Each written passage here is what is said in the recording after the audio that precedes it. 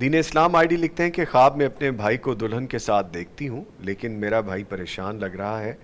اور حقیقت میں میرا بھائی غیر شادی شدہ ہے۔ یہاں پر غیر شادی شدہ شوہر مرد کو دیکھا گیا، وہ دلہن کے ساتھ لیکن پریشان ہے۔ اب یہ شادی کے معاملات کے اندر کوئی رکاوٹ کی طرف اشارہ ہے، یعنی غیر شادی شدہ ہو اور شادی کے معاملات کے اندر کوئی رکاوٹ ہو، اسی لیے یہ پریشانی ہے۔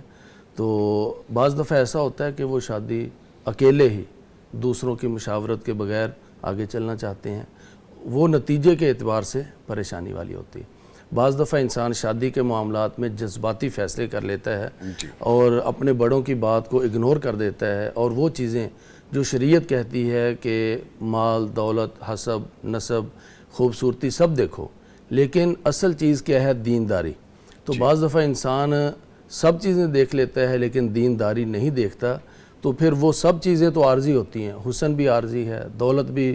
کبھی عارضی ثابت ہوتی ہے، حسب نسب یہ تو ایک خاندانی چیز ہے، یہ تو رہتی ہے ساتھ، لیکن یہ دولت اور حسن کا نشہ جو ہے وہ وقت کے ساتھ اتر جاتا ہے، پھر وہ پریشانی ہوتی ہے۔ تو اگر کوئی اس طرح کا معاملہ بھائی کی شادی کے حوالے سے کہیں وہ بڑوں کی جو رائے ہے اس کو اگنور کر رہے ہیں اور اپنے طور پر دیگر چیزیں دیکھ کر وہ شادی کے لیے کہیں رائے بنا رہے ہیں، تو اس طرف ان کو توجہ دینی چاہیے۔